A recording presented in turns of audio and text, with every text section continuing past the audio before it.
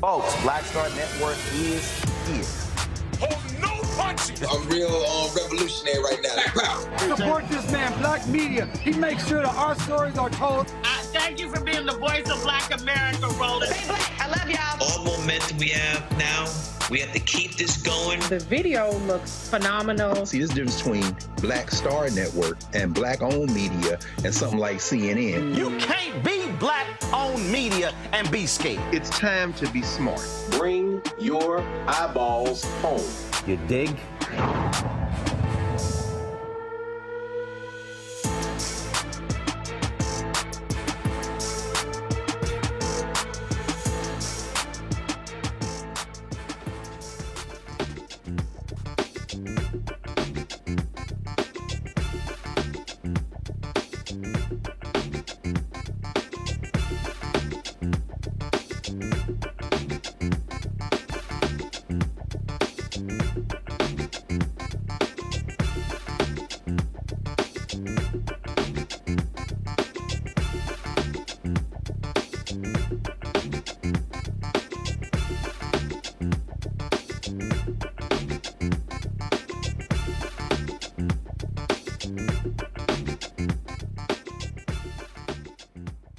Today is Wednesday, June 26, 2024. Coming up on Roland Martin Unfiltered, streaming live on the Black Star Network.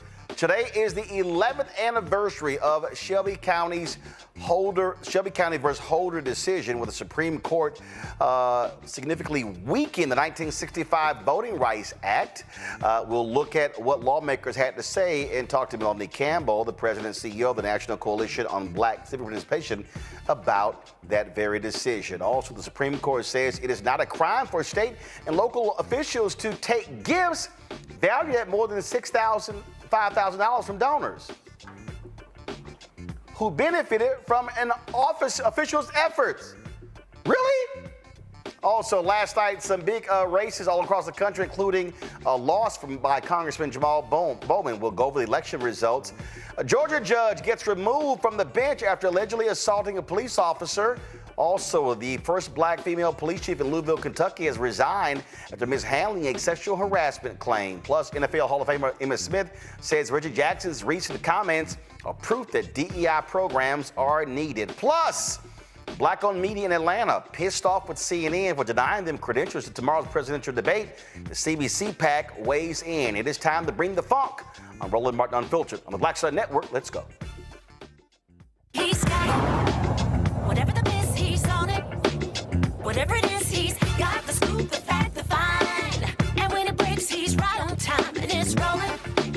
Best believe he's knowing. Putting it down from sports to news to politics. With entertainment just for kicks, he's rolling. It's on Go Roll Roll, y'all. It's Roland Martin, yeah. Rolling with Roland now. He's funk, he's fresh, he's real, the best, you know he's Roland Martin now.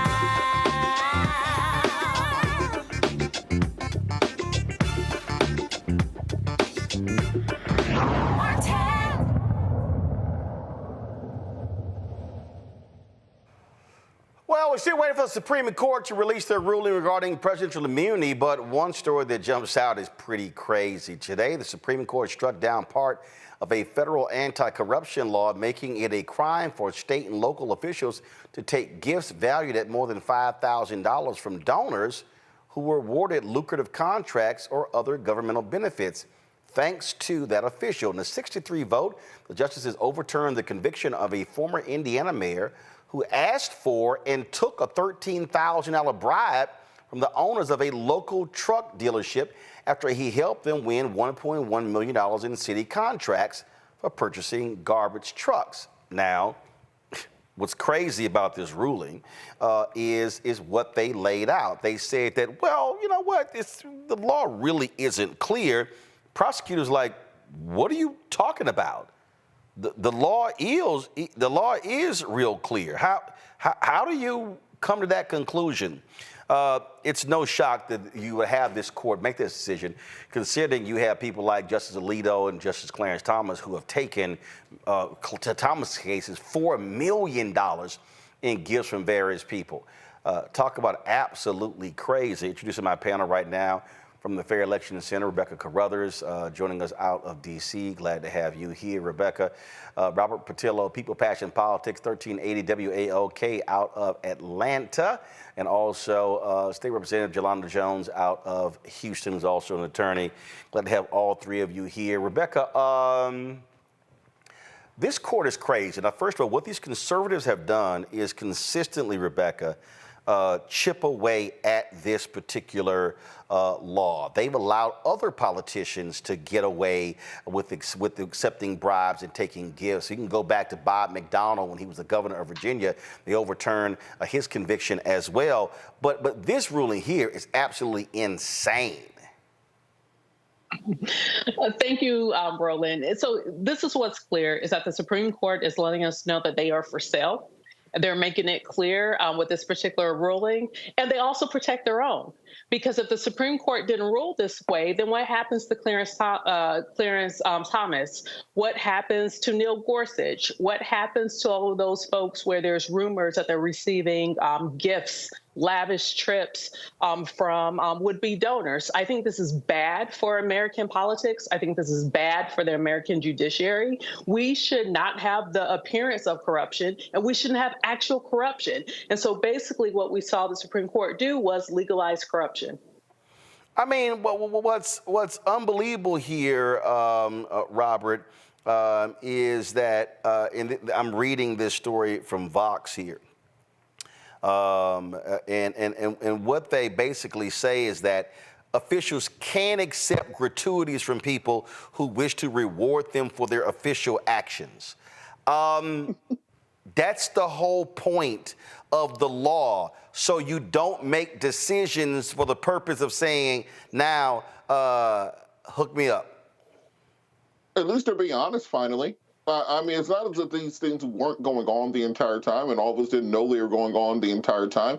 But it's just about time that we're all adults now. We realize this is a corrupt system and we need to stop calling it a democracy. It's not a democracy. It's not a republic. It's an oligarchy. If you have money, you get a different set of rules in America than anyone else. And the sooner we realize this and that we accept this, the sooner we can start fighting back against that. But as long as we keep thinking that this is the idea of one person, one vote, and the hardworking men and women in this country have an opportunity to make a change. No, it's about money. The Supreme Court, their rulings are based on money. So if that's going to be the case, let's get us some money together and see how much we can buy one of these justices for. It sounds like Clarence Thomas costs about $4 million.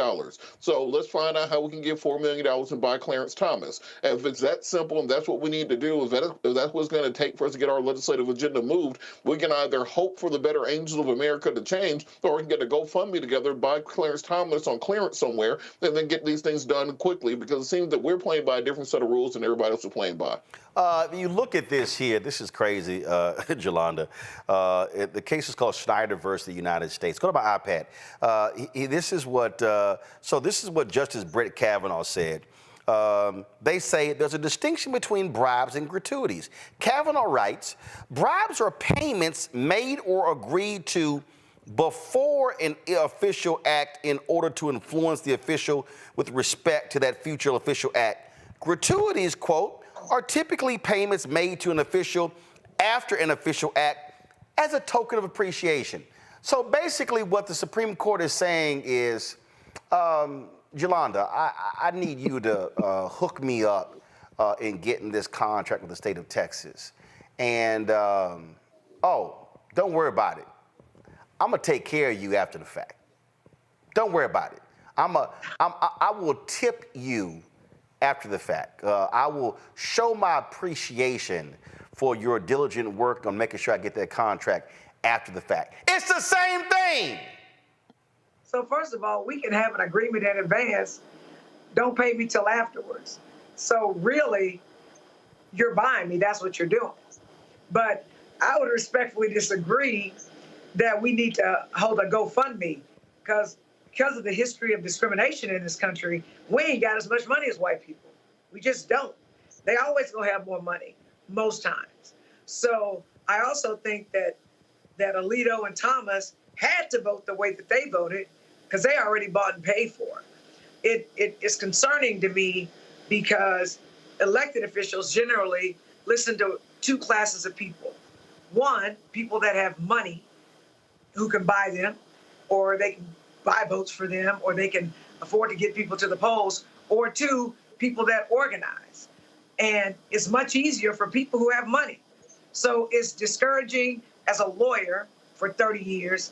It's also more discouraging because there is something called stare decisis, which means basically this has already been decided and we're going to follow the law because it's the law.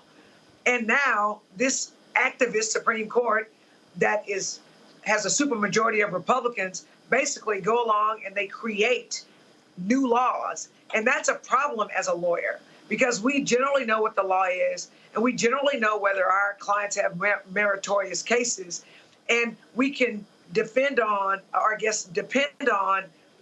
like the letter of the law, which when we get to the 11th anniversary of the gutting the Voting Rights Act, we'll see why when you change the law, it throws our rights into limbo. And I will tell you, the people that are most often discriminated against unfair laws are Black people around the world. So I'm disappointed. I'm not surprised. And this is a perfect example of why elections matter, because the vote was along party lines, and the Republicans always have more money than us. And if that's the standard, Democrats and poor people, we are in some deep and to the point that you just made there, go to my iPad. This is what is in this Vox story. It says, Kavanaugh's majority opinion, meanwhile, relies heavily on policy arguments and other claims that go beyond the statute's text. He does attempt to make a textual argument. Kavanaugh notes that the statute at issue in Snyder, like a different statute that only concerns bribes, uses the word corruptly, but his best arguments are atextual. And that's the whole deal. So what this court is doing, they literally, as you said, they're making up their own rules. They're not even deciding cases based upon the case in front of them. Even we're waiting for this immunity decision. In the questions that they were raising questions and oral arguments that had nothing to do with the case in front of them. And so this ruling is really going to probably be this broader ruling that has nothing to do with the case in front of them. And Republicans always talk about activist judges. Well, what the hell do we have here than 6 conservative activist judges? Go ahead. May I say something as a lawyer? Generally, when things go on appeal, the only thing that matters are the 4 corners of the document, right? So the specific law. The Supreme Court historically is known for making very narrow decisions dealing with the specific portion of the law. So for them to go outside of the 4 corners of the document and bring in the arguments that were made in court and in the appeals all the way up is stuff that just hasn't been done before. And again, as a lawyer, it's scary because I don't know what the rules are. How can I play a game when the rules are being fixed, when the goal line is being moved? It's not right, and it's unjust, and quite frankly, it's un-American. If we want to use words that Republicans try to claim for their own. So it's an oxymoron. It's hypocritical when you have Republicans who cling onto the Constitution, who are literally destroying the freaking document and its amendments. Absolutely. Go ahead.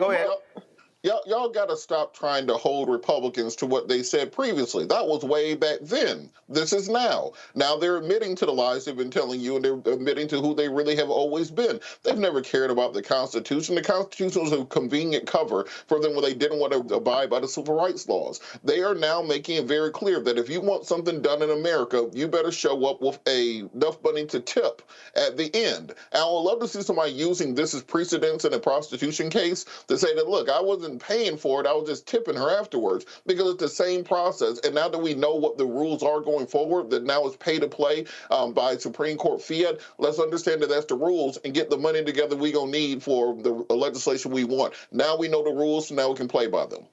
But Roland. Yeah, go ahead. But Roland, if we're going to go there, okay, there's Monica Conyers, expunge dollar bill Jefferson's record, then overturn Rod Blagojevich, stop Senator Menendez from going to prison, then clean up Ray Nagin's record. So if we're going to go there, then let's go there, then. But this is bad. I don't even know that the Supreme Court has really thought about all of the ramifications of this. Because I'm thinking about all the politicians in Chicago, New Jersey, Louisiana. We've seen these cases. I think this is going to be very bad for our democracy. Absolutely. All right, hold tight one second. When we come back, we'll talk about, again, the Supreme Court gutting the Voting Rights Act and the implications of what that has meant for our, so-called democracy ever since. You're watching Roland Martin Unfiltered right here on the Black Star Network.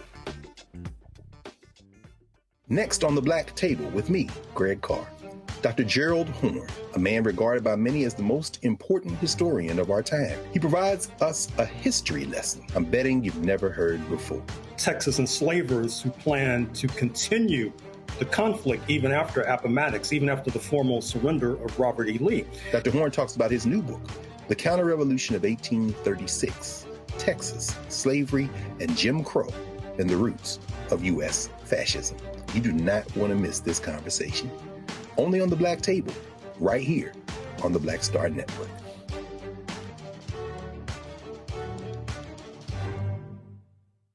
Hello, my brothers and sisters. This is Bishop William J. Barber II, co-chair of the Poor People's Campaign, a national call for moral revival, and president of Repairs of the Breach.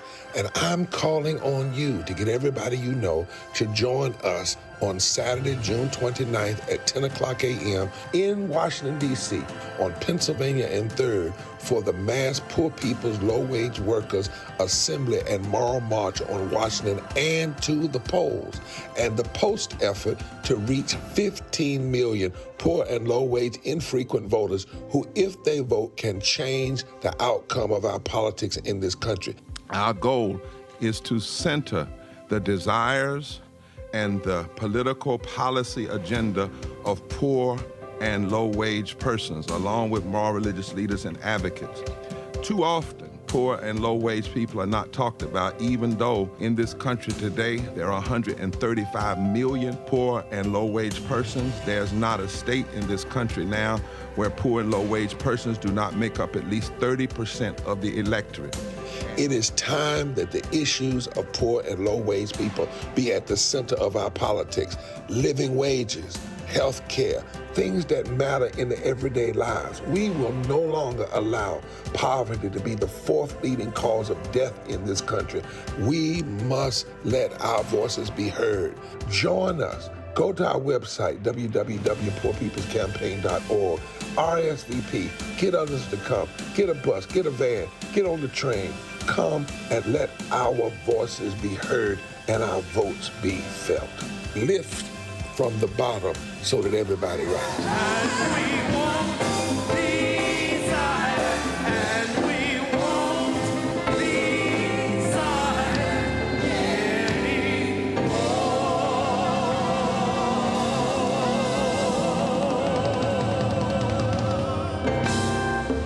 Hatred on the streets, a horrific scene, a white nationalist rally that descended into deadly violence.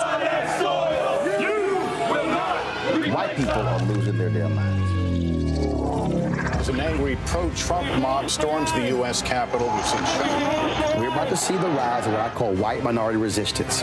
We have seen white folks in this country who simply cannot tolerate black folks voting. I think what we're seeing is the inevitable result of violent denial. This is part of American history. Every time that people of color have made progress, whether real or symbolic, there has been what Carol Anderson at Emory University calls white rage as a backlash. This is the rise of the Proud Boys and the Boogaloo Boys. America, there's going to be more of this. Here's all the Proud Boys, guys. This country is getting increasingly racist in its behaviors and its attitudes because of the fear of white people. The fear that they're taking our jobs, they're taking our resources, they're taking our women. This is white fear.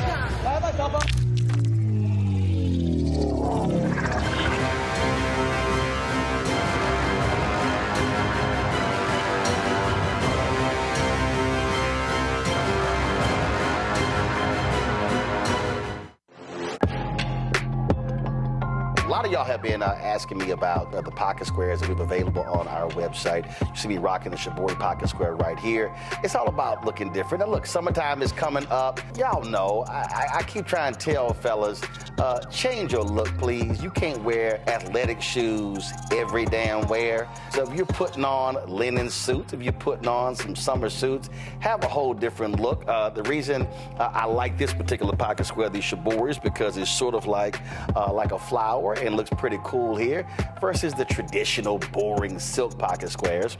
But also I like being a little different as well. So this is why we have these custom-made feather pocket squares on the website as well. My sister actually designed these after a few years ago. I was in this battle with Steve Harvey at Essence, and I saw this at a St. Jude fundraiser. I saw this feather pocket square, and I said, well, I got some ideas.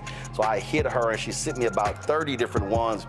And so this completely changes your look. Now, some of you men out there, I had some dudes say, oh man, I can't wear that. Well, if you ain't got swagger, that's not my problem. But if you're looking for something different to spruce up your look, fellas, ladies, if y'all looking to get your man a good gift, I've run into brothers all across the country with the feather pocket squares saying, see, check mine out. And so it's always good to see them. And so this is what you do. Go to RolandSMartin.com/pocket squares. You can order Shibori pocket squares or the custom-made pocket squares. Now, for the Shiboris, we're out of a lot of the different colors, and I think we're down to about 200 or 300. So you want to get your order in as soon as you can, because here's what happened. I got these several years ago, and the Japanese company signed a deal with another company, and I bought them before they signed that deal, and so I can't get access to any more from the company in Japan that makes them. And so get yours now. So come summertime, when I see y'all at Essence, y'all could be looking fly with the Shibori pocket square or the custom-made pocket square. Again, RolandSMartin.com/pocket squares. Go there now.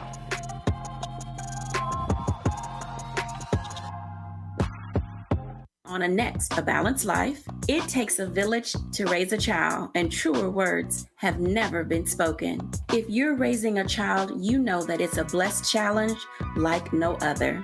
Even more so if your child has a disability. We'll talk to parents and our expert panelists about the best way forward for your child to help you maintain your own sanity. On a next, A Balanced Life with Dr. Jackie on Black Star Network. When you talk about blackness and what happens in black culture, we're about covering these things that matter to us, speaking to our issues and concerns. This is a genuine people-powered movement. There's a lot of stuff that we're not getting. You get it, and you spread the word. We wish to plead our own cause. Too long have others spoken for us. We cannot tell our own story if we can't pay for it. This is about covering us. Invest in black-owned media. Your dollars matter. We don't have to keep asking them to cover our stuff. So please support us in what we do, folks. We want to hit 2,000 people, $50 this month, raise $100,000. We're behind 100,000, so we want to hit that. Y'all money makes this possible. Check some money orders. Go to P.O. Box 57196, Washington, D.C. 20037-0196. The Cash App is $RM Unfiltered. PayPal is R Martin Unfiltered. Venmo is RM Unfiltered. Zelle is Roland@RolandSMartin.com.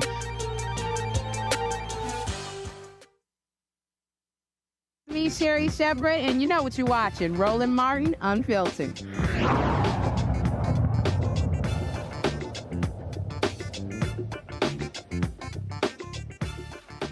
Well, Monday was the anniversary of the Dobbs decision overturning Roe v. Wade. Today is the anniversary of the Shelby v. Holder decision, which 11 years ago, Supreme Court gutted the 1965 Voting Rights Act, Section 5, which required jurisdictions with a history of discrimination against minority voters to seek approval from the DOJ before changing voting laws. Well, you know, as soon as that came down, ooh, Lord, the Republicans lost their mind. It was Chief Justice John Roberts who said the pre-clearance requirement was unnecessary because voter discrimination was less prevalent than it had once been.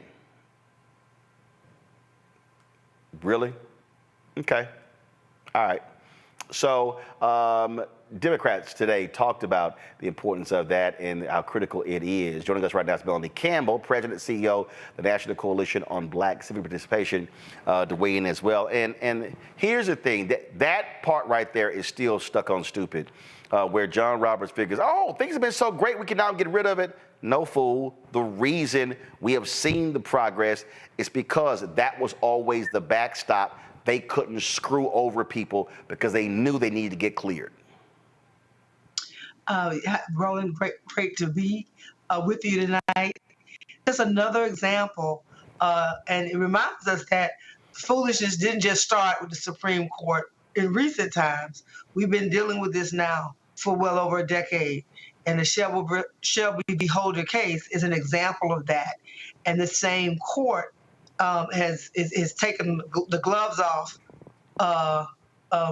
in there being an arm of the Republican Party, and they have no shame about it. And so we know elections matter, and the Supreme Court is something we really better pay much more attention. we got to do. I don't know how we're going to get folks to do it wrong, but we got to get them to understand that this election, the next president of the United States who gets elected in 2024 will likely have 2 seats that they can fill on that Supreme Court. We're talking about if you pick up 2 seats, like the last 3 that were put on there by Donald Trump, they would be able to rule and wipe out rights that would last for decades. So it's a lot running on this. And so when you talk about what happened yesterday, anniversary, these anniversaries now are anniversaries of us losing our rights. Right. That have as opposed to anniversaries of being able to use about how we're moving forward in this country. So there's a lot at stake. In the Supreme Court, I think people are getting educated about it, but I don't think the average person is really paying attention. Well, people don't understand is literally after the Supreme Court decision, these Republican legislatures raced to change laws. They started shutting down polling locations. They started instituting voter ID. All of these laws, all of these happened after this change. And people also got to remember, before this, every time the Voting Rights Act came up to be reauthorized, it was passed huge numbers of Republicans and Democrats. That's right. 2006. I remember being in your hometown of Houston with Congresswoman Sheila Lee. We were working and having those hearings and how it was bipartisan. I think it was almost 100% vote in the Senate, and it was bipartisan. But what you have is a party that's decided that in order to maintain power, then the structure doesn't work for them. So dismantling the whole system, even with its flaws, is what they're doing. Yep. And so it won't matter about who you vote for. It won't. You talked about one person, one vote. It won't matter. It doesn't matter. We want to stay in power by any means necessary, and they are serious about it. And we better get serious about what that means for our community and this nation. Jelana? I'm really interested and I'm really thankful that we're talking about this because here in Harris County, if you'll recall, Chris Hollins was over our elections and we had very favorable opportunities, I'll say that, for Black people to vote. We had 24-hour voting. We had Sunday voting. We had all these things to make it easier to vote and not more difficult to vote. Now, the Republicans were kicking and screaming. Once they changed all these rules, gerrymandering is the name of the game for Republicans. Once you didn't have to go get pre-clearance, and for people that don't understand legal terms, right? Pre-clearance is you have a history of discriminating against whoever. So before you can change voting rules for those people to vote, you have to go to the federal government and make sure that the laws that you want to change are not going to disenfranchise them. So for 11 straight years, and it will continue until we stop them by voting Republicans out of office. True story. They're going to continue to dismantle. So people are looking at districts in their respective states that don't make a lick of sense for the people that live in those districts. And they make it where it's more difficult for minorities to go vote, especially Black people. And I'll also say this, right now it's 6-3. I used to be on this show called Survivor. I did not understand math. I did not watch the damn show before I was on it. I was on a team of 9, and I was in an alliance of 3. Let me be clear, 3 never beats 6, ever. That's exactly what we have on the Supreme Court right now. Before Donald Trump was elected and put on 3, the Republicans had 3 votes on the Supreme Court. The Democrats had the 6. Now, when Donald Trump replaced 3 people, it's now 6-3. 2 of the justices are going to leave during the next presidency, which is important why we need a Democrat president, because they get to replace 2. So if you take the 6 that the Republicans have now on the court, because as someone said before, the Supreme Court is just another arm of the right-wing Republican Party. You take 2 from 6, you get 4, and then you add 3 to the 2 to the 3 we have, it would be 5-4. At least we have a chance to preserve some of our democracy and some of the fairness. So absolutely, the courts are on the ballot. They're on, and I suspect that as the Supreme Court listens to more cases, more of the rights that our predecessors, that our ancestors fought for us to have, that Thurgood Marshall fought for us to have, that Rosa Parks fought for us to have, that Martin Luther King fought for us to have, we're going to lose those rights. And trust and believe, Black people, you think that it can get worse? It absolutely can. So we have got to teach Black history and DEI so people can understand how we're going backwards, because what we have is a lot of people who are slinking and not paying attention to the big picture. Melanie? Ditto, my sister, right? We're really at war, Roland. This is not whether the pendulum swings. You just, oh, well, you know, the pendulum will swing. There's not going to be a pendulum to swing back. If what they're continuing to do with these cases in the Supreme Court, and they stack the courts, and yes, the Biden-Harris administration has definitely replaced a lot of judges, but not enough, especially in the South where we are, especially where a lot of these things are happening. And so the reality that folks will be able to indiscriminately continue. Georgia just passed a whole other set of rules. Because, Roland, you know, they look at how we vote, and then every cycle, they look at how we vote, and depending on who's in control, the state legislature and the governor's office, they decide how, if they're in a red state, not just a fact, I'm not being partisan, just facts, then they figure out, okay, well, how do we make sure that the next time they vote, that we can make sure that we suppress even more votes. Yep. And so that's where we are. And so this Supreme Court, if they have the ability to put 2 more justices on that court, it's a new day, and it's not a good day for our community, because the other part of it, folks are already setting up in case their candidate doesn't win to try to come after and still come back and try to nullify if their candidate doesn't win. And I'm talking about the Republican Party. I'm not advocating, because I am nonpartisan, but I can read and I can pay attention. And we got to make sure our people are paying attention to how we know the economic situation is dire in our community. Every lever of upward mobility is under attack. It's on the ballot. Diversity, equity, inclusion is on the ballot. Voting rights, women's rights, the ability for us to organize as labor unions, anything that impacts the masses with a multiracial a country that we have is under attack. They want a small group of people who have means, rich folks who have means to control. Last I checked, that is an autocracy, oligarchy, whatever, right? The reality is they want the rich folks to run everything, and vote won't matter. They want to set it up, and so whether you Black or brown or young or anything that could be seen as progressive and not about a few people controlling and put a fascist in place. Right. We've seen it, and I'm so glad people are talking about the 2025 plan. I know you've talked about it on your show and elsewhere. It's like, look at your eyes are not, but you got to pay attention and got to make sure that we sound the alarm in our community. Right. This is not what you can vote on. Let me quick, Rebecca.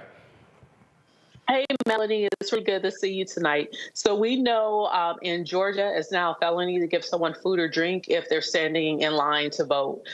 We know in Florida, if you help 2 or more folks turn in their absentee ballots, that is now a felony to do so. We know in states like Kentucky and Virginia, there's arbitrary voting rights restoration for convicted felons. We know in Arizona, there's show your papers, and we know that in Wisconsin, there's many voters that were purged off of the voting rolls. So with that said, we also have a lot of targeted misinformation and disinformation towards Black folks in this country headed into the elections. So what do we need to be doing to make sure that we're convincing Black folks to turn out to vote in November?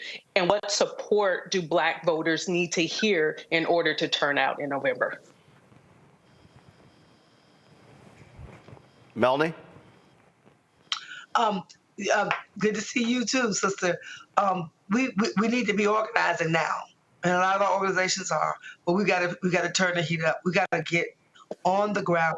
It is not something we're going to be able to do on our telephones. It's not going to be just doing a text banking campaign and say that's how we're going. We got to get in. It's hard work, right? But our ancestors have gone through a whole lot worse, and so that's what it's going to take. It's going to take us organizing together. It's going to take Roland being able to make sure that you and others are able to get the access that you need, by the way, in order to be able to make sure that our communities get information from trusted voices. We know with so many other things, we got this situation we're talking about with the courts. And so there's a lot of things coming at us, but we are a resilient people. And if it didn't matter, it wouldn't be bothering us. So we got to make sure that we help build this country and we're not going anywhere.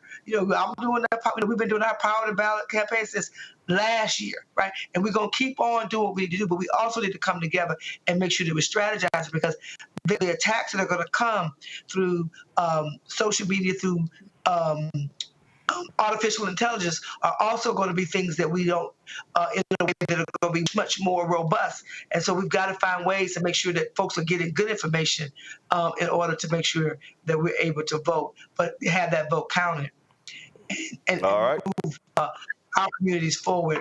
We got a lot of work to do, but we can get it done. All right. Melanie Campbell, we appreciate it. Thanks a lot. Thank you so much, Roland. All right, folks, we come back. We're going to talk about Reggie Jackson. He made some comments this week at the historic game took place in Birmingham about how he had to deal with racism. But also, he did another Q&A where he talked about Bear Bryant, how he straight told him to his face that he was a nigger. Oh, wait till we play for you that video. You're watching Roland Martin Unfiltered on the Black Star Network. Support the work that we do. Join our Bring the Funk fan club. The goal is to get 20,000 of our fans contributing on average $50 each a year, $4.19 a month, 13 cents a day. Send your check and money order to P.O. Box 57196, Washington, D.C. 2003 7-0196. Cash App, $RM Unfiltered, PayPal, R Martin Unfiltered. Venmo is RM Unfiltered. Zelle, Roland at RolandSMartin.com. Roland at RolandMartinUnfiltered.com. We'll be right back.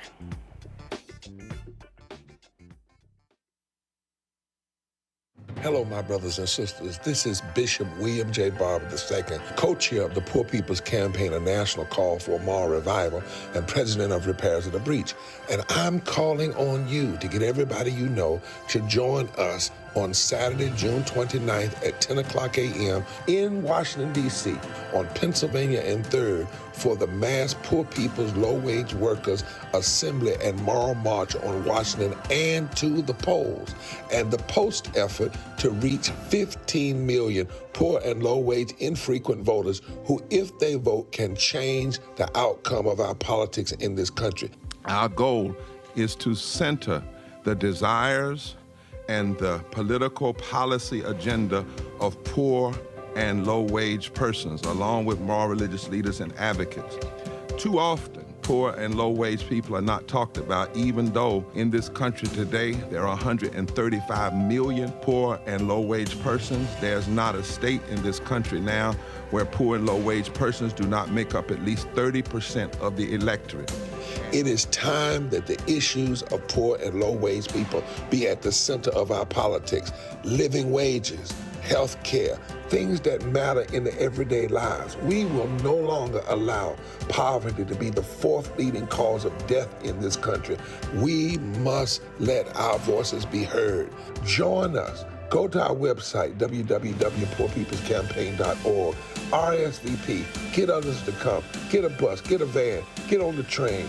Come and let our voices be heard and our votes be felt.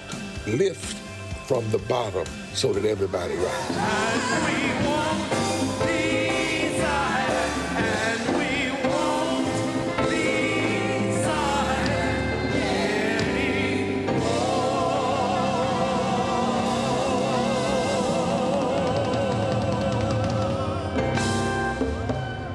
Hey, it's John Murray, the executive producer of the new Sherry Shepherd Talk Show. And you're watching Roland Martin Unfiltered.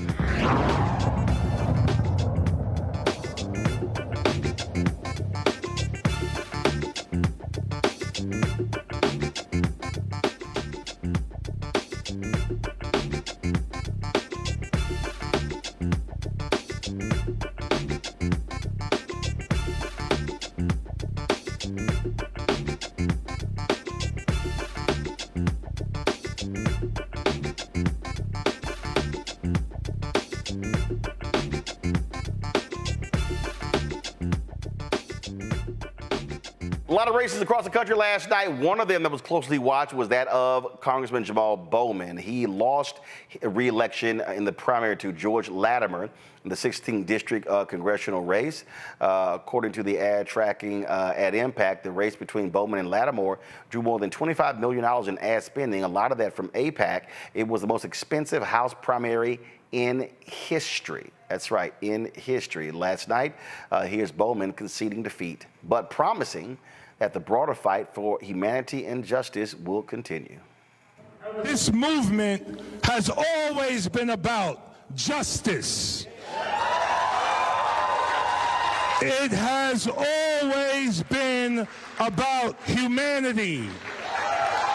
It has always been about equality.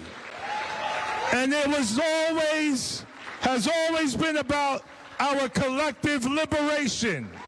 This movement has always been about. Now, folks, that was that particular race last night. There were some other races that we saw taking place. One of them, when you talk about some of these local elections that took place, one of them was actually in New York State, where you had a longtime district attorney, go to my iPad, a longtime DA, who was running, who often opposed criminal justice reform. Well, guess what? He lost in Albany County to Democratic primary Lee Kinlan, a progressive DA. And so that was a race. In Colorado, Lauren Boebert won her particular race.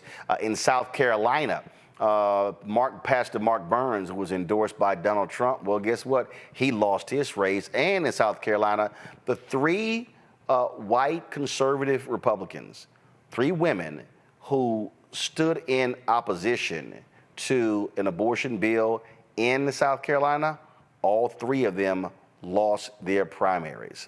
Let's go to my panel here. This is the thing that we constantly talk about. I'm starting with you, Robert. Local races matter. Too much focus is often on what's happening nationally. And when you talk about campaigns, judicial races, DA races, state rep, state senate, county government, city hall, school board, on and on and on, all of these have a direct impact on public policy and the lives of everyday people.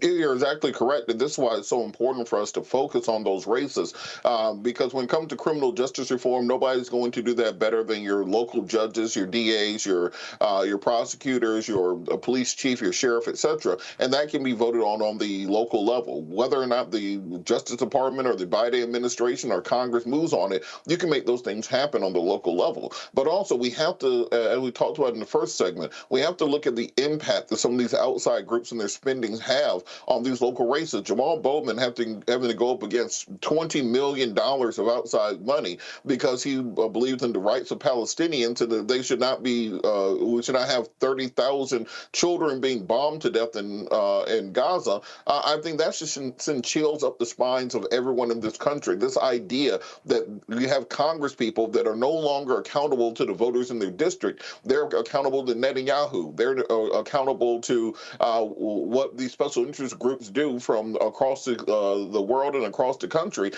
This very much shows us that if you stand up and speak out against certain groups in America, no matter how secure you are in your seat, they can flood the zone with enough money to defeat almost anybody. And we saw the Democratic establishment, Hillary Clinton endorsing his opponent, other members of the mainstream Democratic Party basically bending the knee before AIPAC. We saw John Fetterman meeting with Netanyahu after Netanyahu insulted the U.S. earlier this week. We have to start taking control of our local elections and now allowing money, special interest groups, and foreign power to decide who represents our communities. Otherwise, we will no longer have a voice in this oligarchical system. I'm looking at, there was a piece here that I didn't even realize this. So Elizabeth Epps, she was an abolitionist, Rebecca. She shocked folks when she won her race 2 years ago. But just last night, and look, when she went to the Colorado legislature, I mean, she was sitting here kicking butt, was challenging Democrats left and right. Well, the governor backed another person running against her, and she lost her primary last night. This is a perfect example that people have to understand. Every election matters. When you have somebody when you have strong progressive voices, you have to recognize that, hey, they might have won 2 years ago, but if they piss people off, people are going to come after them, which means that those voters have to keep doing the work, and you got to keep showing up. Yeah, and oftentimes this is less about the actual voters, but more about the local party politics. Even if we go back to New York Congressional District 16, Jamaal Bowman's seat, in 2020, it was about 30% Black, 34% white. Now this year, it is 21% Black, 42% white. We know that white voters don't always vote for Black candidates. So now the district was within 4 points between Black voters and white voters, and now it's double the amount of white voters versus Black voters. So I would say even Jamaal Bowman's relationship with the local Democratic Party probably led to that gerrymandering happening in a way that wasn't racially advantageous for where Jamaal Bowman's politics are. And I would be curious looking at Epps' seat to see if there was a redrawing of her particular political subdivision and to understand what that racial makeup is. And I say that to say is that we talk about Republicans playing dirty, but also Democrats play dirty too. And when it comes to these primaries, we're seeing that the progressive voices are being overshadowed by more of the mainstream voices. Even seeing what Hakeem Jeffries' staff and Hakeem Jeffries' office itself said about Jamaal Bowman and trying to paint Jamaal as being anti-Semitic when you and I both know that Jamaal Bowman is not anti-Semitic. Well, first of all, Jeffrey endorsed Bowman. So we talk about There were some comments that was released by his staff earlier today that seemed to criticize Jamaal Bowman. So it was interesting watching. Oh no! What you're talking about is, so what happened is the Justice Democrats criticized Congressman Hakeem Jeffries, saying he did not come to the district to campaign for him, and his people fired back at them. So that was the exchange between his communications people and the Justice Democrats. Thank you. The thing here, Jolanda, is, and look, you've been on the city council, you've been on the school board, now in the state legislature, that people don't seem to understand what Rebecca was just talking about, the redrawing of lines. The reality is when you have redistricting, these things happen. What people don't realize is people, when they look at maps, it's about how can you maximize power. And so we're just going to take Houston for an example. You had efforts to redefine and how do you redraw school district boundaries. That was before the Texas Education Agency and the state and Republicans took the district over. You have a community college where you had folks sitting here, and what they do is they study the maps and, okay, if we can take a percentage here and a percentage here and move folks around, how do you configure maps to guarantee victories? We see those things happening. Then you start talking about city council and then state rep and then state senate. I mean, that's the stuff that people don't understand. And so in the case of Bowman, the district that he ran in 2024 was totally different than when he beat Elliot Engel in 2020. And so you also have to make adjustments when you're running, when these things happen, because the agenda that you might be advocating for 4 years ago no longer fits the district that you're now in. You are speaking truth to power. It's like what they tried to do with Congressman Al Green and Congresswoman Sheila Jackson Lee. They literally tried to combine those and lose a black seat. Thankfully, we had some people in the legislature who had a lot of seniority, which matters in the Texas legislature, and they were able to prevent that. But Congresswoman Jackson Lee's district was totally different. They got rid of some black people. It's still a 70%, I think, minority district, but it's not like it was a safe black Democratic seat. With Congressman Green, they gave him more Hispanics. So they're doing stuff to little by little chip away. And what people don't understand is that local politics, the elected officials locally are more likely to know what's going on in your neighborhood, what's wrong. But I think that what we need to do as elected officials is we need to pay attention, like Roland said, to these new lines. And if they give us new territory, we need to go and we need to speak with those people, listen to their issues so that we can address those issues. So the campaign that I run this year is not going to be the same campaign as I ran 2 years ago. So they do make it very different, but it's discouraging to know that you can buy elections, which again is why the Shelby v. Holder decision was problematic, because it allowed outside interests, as has been said before, to come in and buy elections. And I'm telling you, even if someone gets elected locally, those are springboards to bigger elected offices where you can do more damages across the country. So we need to pay attention, and Bowman's loss should make us all pay attention and try to make sure that we're not at the wrong end of that boulder. Indeed, indeed. All right, folks, hold tight 1 second. We come back. You know what? I should just do it right now. So, all right. So this morning, my phone started ringing from black folks in black media saying they were denied credentials by CNN for tomorrow's presidential debate. I was like, what the hell is that about? So I posted a tweet, tagged the head of corporate PR for CNN, saying, hey, I don't know how y'all just freezing out black-owned media. So I then, at 12:07 p.m., I then sent an email to the folks at CNN saying, hey, listen, black-owned media is important. Here's the whole deal. So y'all should, rectify this. And nothing happened. Well, what then happened is folks start turning up that heat. And so about 4 o'clock, you had the folks at the Atlanta Black Star. They dropped this story here with the headline, Disrespectful, CNN excludes Black American media from 2024 president debate in Atlanta, but approved credentials for reporters from other countries. And so they say that, well, how are you going to have, reporters from all across the globe covering this debate, but you don't take care of folks who are right here in the United States. And actually CNN actually hit me back with a statement. I'm going to show you exactly what they said to me. And then also just give me a second. And then, so give me 1 second. Let me pull this email up to show you. And this is from Emily Kuhn. She is KUHN. She is the head of corporate communications. So I sent the email to her as well as to the big boss at CNN, Mark Thompson. And so she goes, hi, Roland, thank you for the note. We're welcoming more than 800 journalists from around the world to Atlanta this week to cover the CNN presidential debate. Information about how to apply for media credentials was made available to the public on May 15th in the announcement and confirmation of a debate. Unfortunately, due to size and security constraints, we were unable to accommodate additional credential requests following our June 7th application deadline, which was also communicated.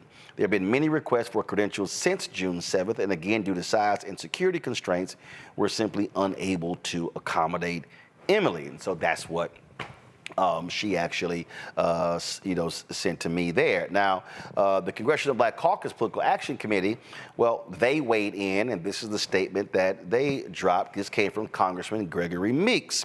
It said, today on behalf of the Congressional Black Caucus, CBC PAC Chairman Representative Gregory Meeks released the following statement admonishing CNN for excluding black-owned media from covering the CNN presidential debate and calling on CNN to act immediately to credential a minimum of 10 black-owned media outlets.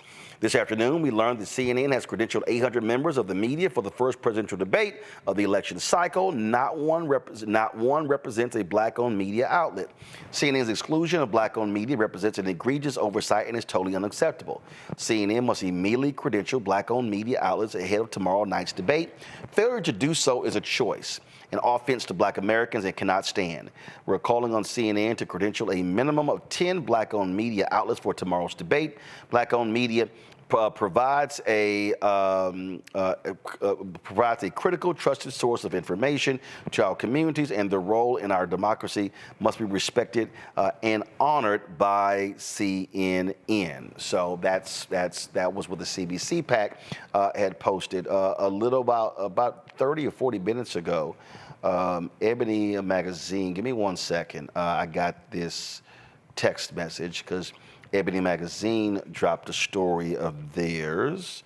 Let's see if I can find it. Here it is. Their headline, CNN's exclusion of black media raises concerns over influence and voting suppression.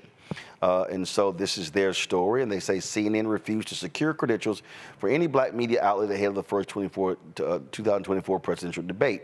And so they lay out in here what took place. I do know, and then it says here, at the Biden-Harris campaign, which has actively advocated for the inclusion and presence of local and national black outlets at Thursday's debate, they're going to be hosting an exclusive gaggle, a more informal press briefing that does not allow video of the actual debate.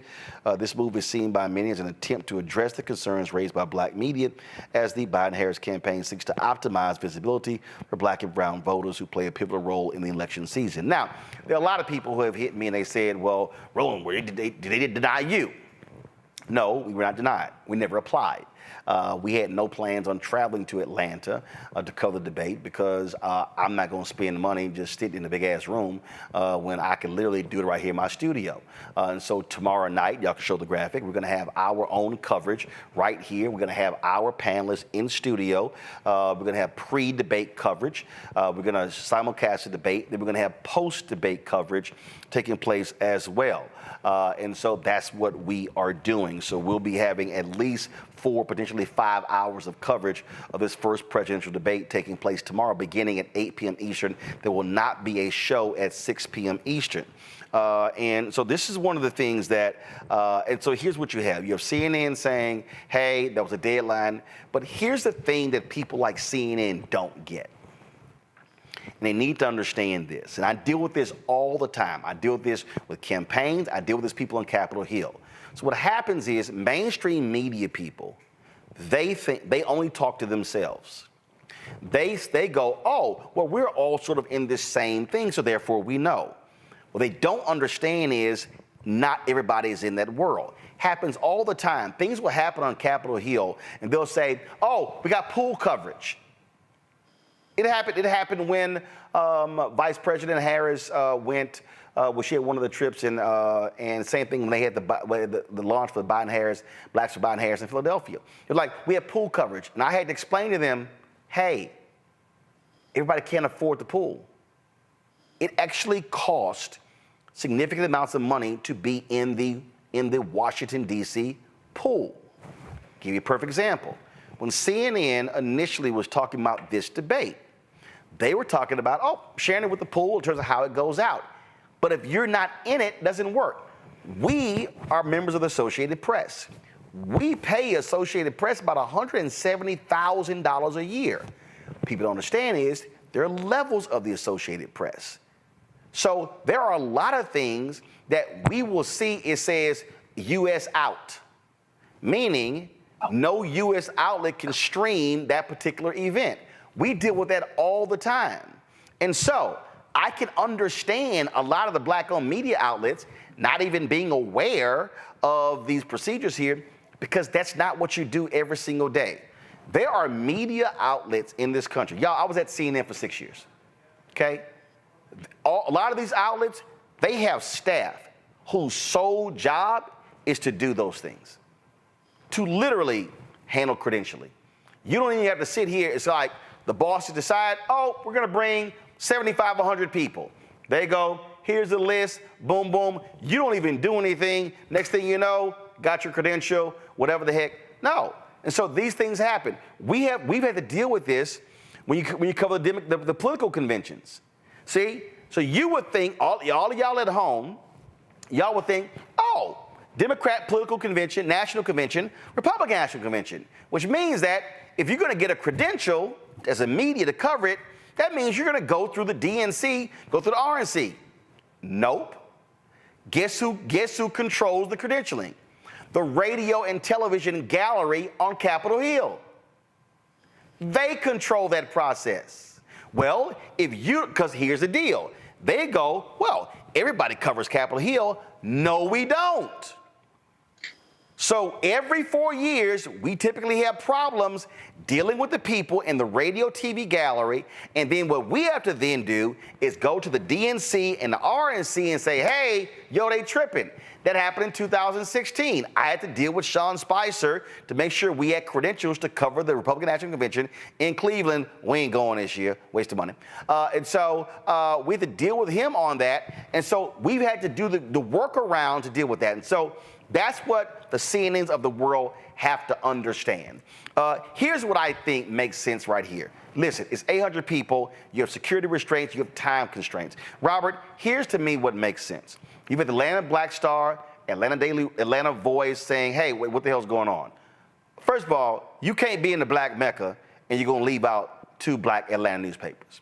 Now, to me, what makes sense is, the CBC, totally understand it. Hey, 10 credentials, not sure how many you can get. But first thing, CNN, credential the Atlanta people. Okay, that's first. And the other deal is here. NNPA, which represents all the Black newspapers, they apply for a credential.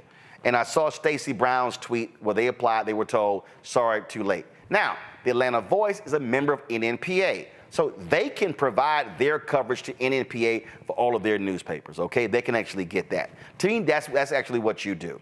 And I know that Black Enterprise, Ebony applied, the Shade Room. And so the thing here is, if what CNN should have done, again, when I sent them the email at 12:07 and realized that, hey, this might blow up, quietly go, okay, we'll credential these 5 people, boom, there you go. No story. Then you don't get the Atlanta Black Star story. You don't get the Ebony story. You don't get the CBC PAC story. You don't get a potential statement from the National Association of Black Journalists, and it doesn't become a thing. This is called bad PR. And you got to know how to avert a crisis with the PR folk. You don't actually make it work. So I wonder on CNN's PR staff, y'all got any Black people who are in the room? Something tells me that staff don't have any Black people. That might be y'all bigger problem.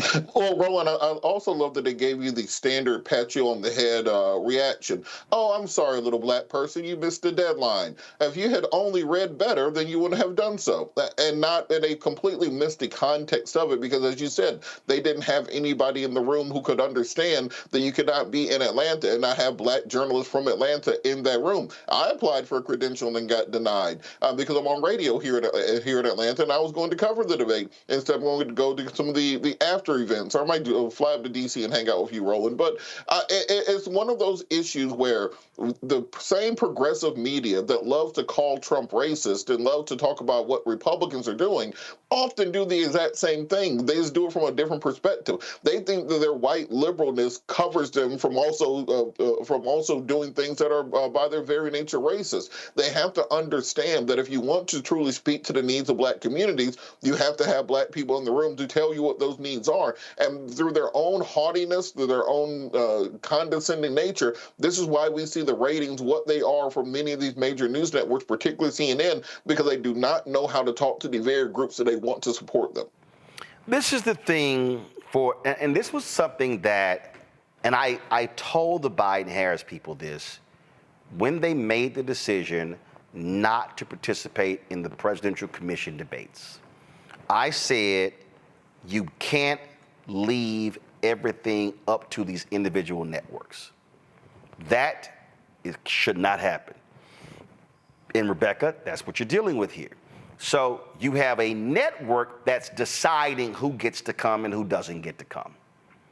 And to me, again, if you are, the reason the presidential commission was set up, so you have sort of this other entity that's doing that, and you have this process. That's the thing right there. And I said to them, I literally sent text message, email saying, yo, don't let them screw us over the feed. I said, the feed to this debate, we shouldn't have to pay for it. It should be open to everybody. And then I saw this story where CNN said something like, this debate is costing us. You asked for it. And let's be real, okay, let's be real clear. The debate is happening in your studios. You're not having to go out and rent a facility to actually host this debate.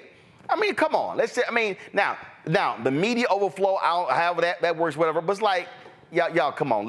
Can we like get real here in terms of really what's going on here?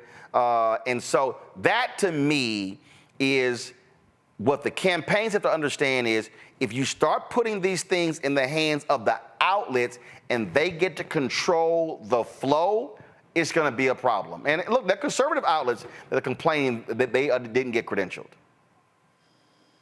Yeah, CNN is really showing some incompetence with their coverage and what they're going to do with the presidential debate tomorrow. But here's the other thing. CNN is headquartered in Atlanta. How do they not have existing relationships with Black media in Atlanta? That's why I'm asking myself. Well, no. First of all, I'll tell you why, because let's be real. First of all, let me be real clear. When Jeff Zucker was controlling CNN, he gutted CNN in Atlanta.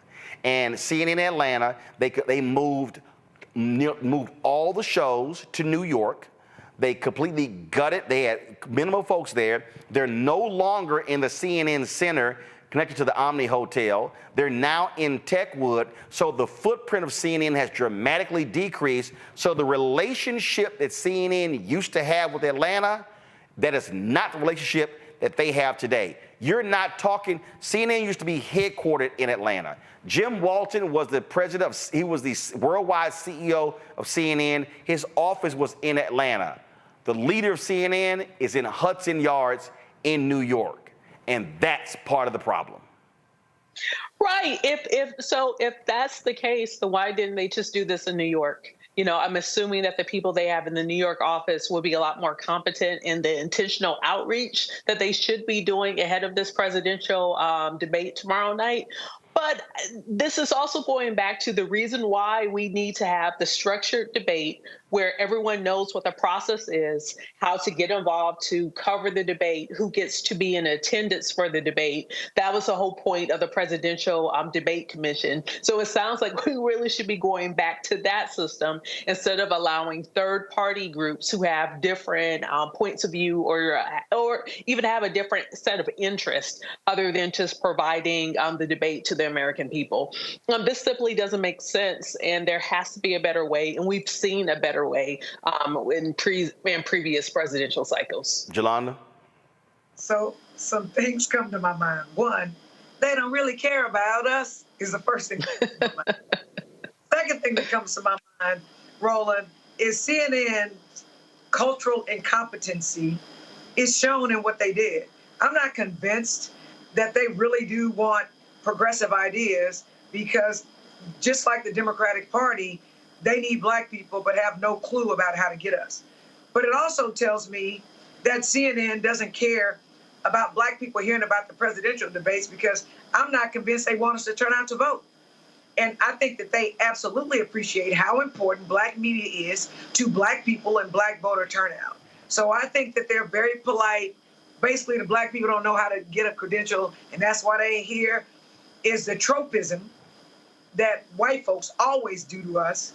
And at least with Republicans, I know they're coming for me. The problem with Democrats and progressives is they appear to be our friends and they think they're our friends, but they treat us just as bad and sometimes worse than the Republicans because as you hugging me, telling me you support me, you stabbing me in the back. This is not a hard fix, y'all. It's really not a hard fix. It's not. Again, this is what, if you're the PR folks, you don't want to have a PR problem. You shouldn't have allowed this story to get to the point where it is right now. And I'll say this here, if they don't come up with a fix tonight, guess what? It's going to escalate tomorrow. We need to boycott. Black folks need to boycott CNN. I don't know if they want Black people to watch it. Well, actually, if you look at their ratings, I think that's already happened. You've seen, I mean, look, they don't have one show that gets 1 million viewers. They lag far behind Fox and MSNBC. But again, this is not hard. And this is what I will say to CNN. This is real simple. Who do y'all have in the room? I'm telling y'all right now, I was at CNN for 6 years. If this had happened when I was at CNN, let me tell you exactly how this would have went. The moment I heard this here, I would immediately email Jim Walton. I would have immediately emailed John Klein, who's president of CNN US.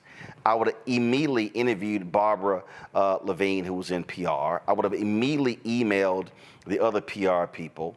And I would have said, hey, y'all, this thing is going to intensify. You might want to fix this. You might want to fix this. I'm just saying, okay? And you would have, and so you would have, because again, when you have cultural competency, you can see the thing unfolding before it unfolds, and so therefore you avert the problem. In fact, I did that all the time. There were a lot of times when certain stories would happen, I would see it, I'm like, yeah, we need to be doing this right here before this thing goes here, and so that needs to happen as well. So I would also hope the black folks who are at CNN, the people who are on air, and the commentators, and the host, and the anchors, and the correspondents, I would hope they're weighing in as well, because otherwise, why are you there? Stand up for black-owned media, not just for mainstream folks as well. So we'll see. All right, y'all, going to a break. We come back. Let's talk about Reggie Jackson and the comments that he made last week. People are still talking about. You're watching Roland Martin Unfiltered on the Black Star Network. I need you to scream for your new beginning. 5, 4, 3, 2.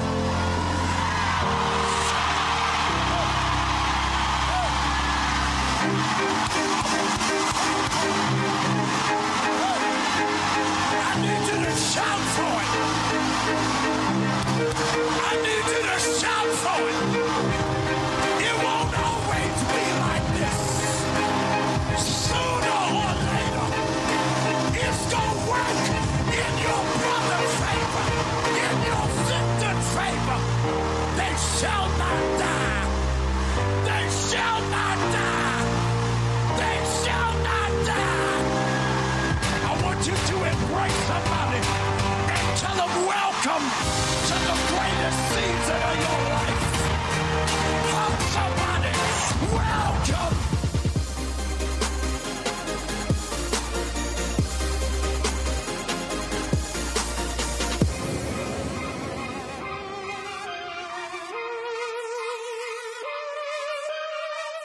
Me, Sherry Shepard, with Sammy Roman. I'm Dr. Robin B., pharmacist and fitness coach, and you're watching Roland Martin Unfiltered.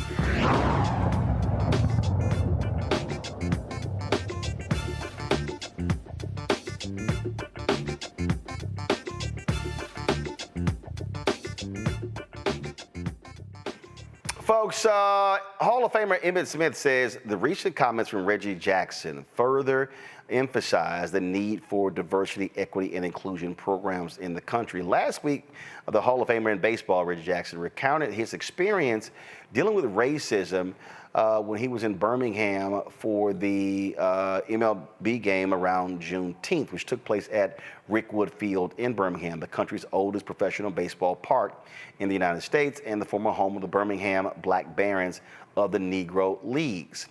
Smith released this statement on Tuesday. He said, as I'm reflecting on Reggie Jackson's raw comments from last week, it reinforces why DEI programs and initiatives must exist.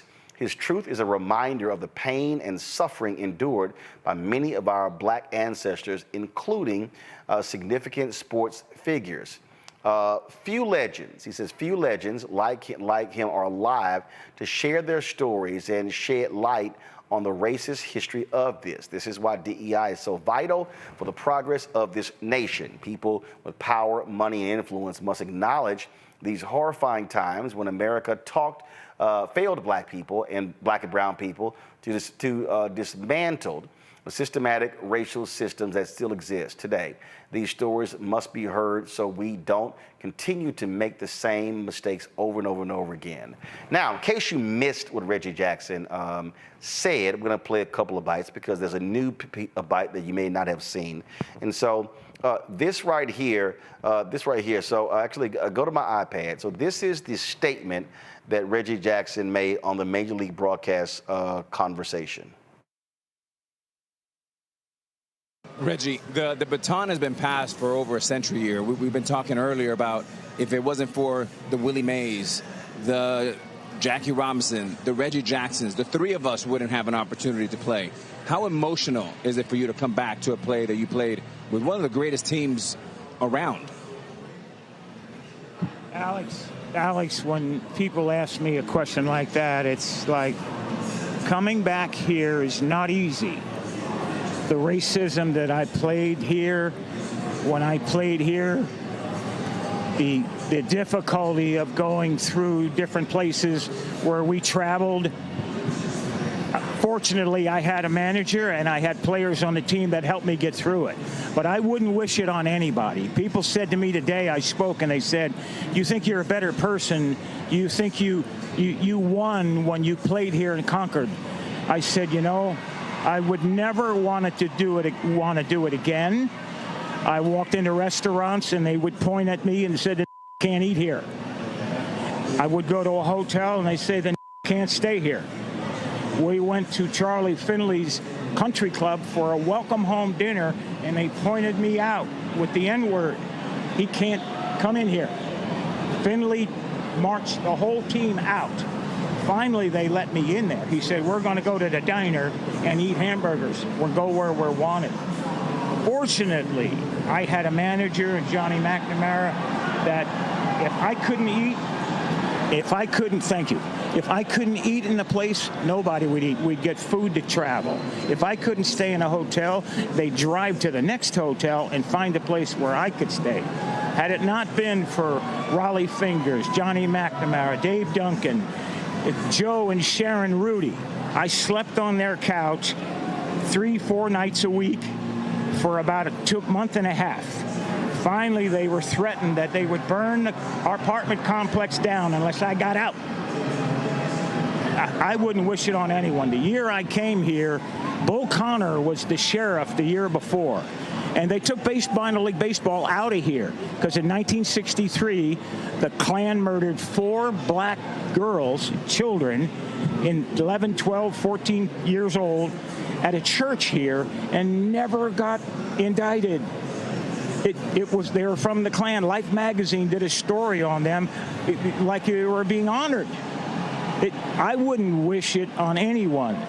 At the same time, had it not been for my white friends, had it not been for a white manager and Rudy, Fingers, and Duncan, and Lee Myers, I would have never made it. I was too physically violent.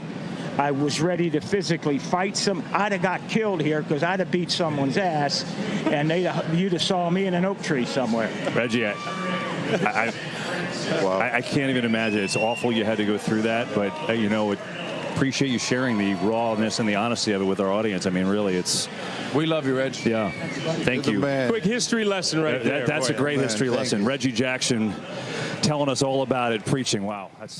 Now, Reggie Jackson also participated in a Q&A with my good friend Roy Johnson, who is a columnist with AL.com.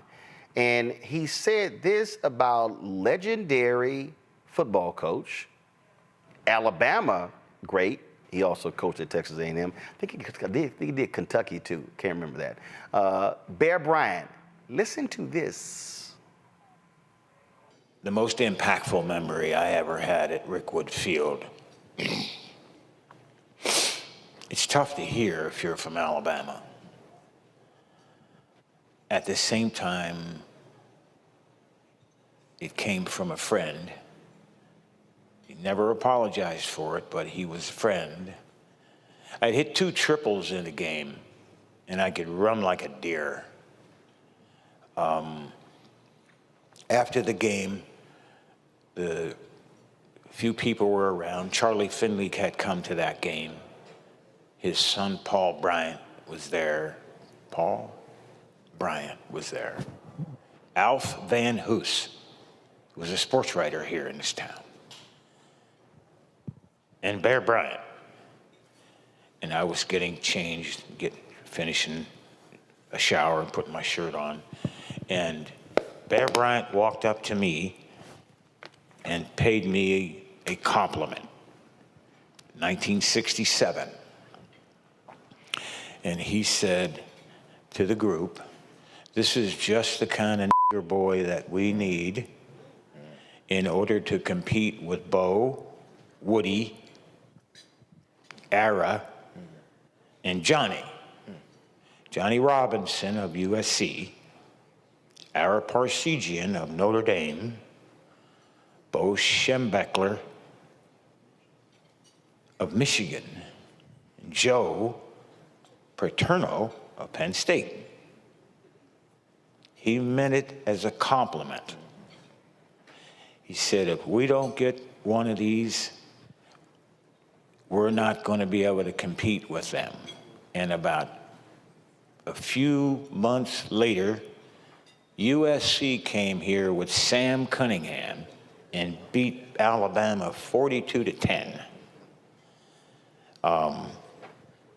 I got called up to the major leagues, and Bear Bryant came up to Charlie Finley's to Chicago in one of my first games and watched me play my first game. 21 years later, when I retired, I played my last game in Chicago there. And Bear Bryant came to see me play my last game. And so that friendship lasted until he passed. But that was the most impactful thing that happened to me in Rick Wooden Field. Now, a lot of us remember the story of Bear Bryant talking about trying to convince those folks in Alabama that he should recruit black players, and how when they played USC, they got their asses whooped. But Rebecca's a lot different to hear Reggie Jackson talk about how this man put his hand on his shoulders and said, man, we need a nigga like this. First of all, the fact that people believe that Bear Bryant was this great white hope who was trying to reconcile black and white relations in Alabama is so laughable to me, especially when you think about the history there and why there's many black folks who are supporting Auburn, even to this day, support the War Eagles because of Alabama's stance on racial integration of their football team. I'm still not convinced that Bear Bryant is this great person because of that 1970 game, and he just wanted to prove to the higher ups, hey, we need black people too, so we won't get our butts kicked. I'm not buying it. It's still Alabama, and this is still America. And so I am very grateful that Reggie Jackson is sharing his truth, because what's unfortunate is that Major League Baseball now doesn't have a lot of black American players, because Major League Baseball decided, okay, we could go someplace, quote unquote, cheaper and invest money in it to create a pipeline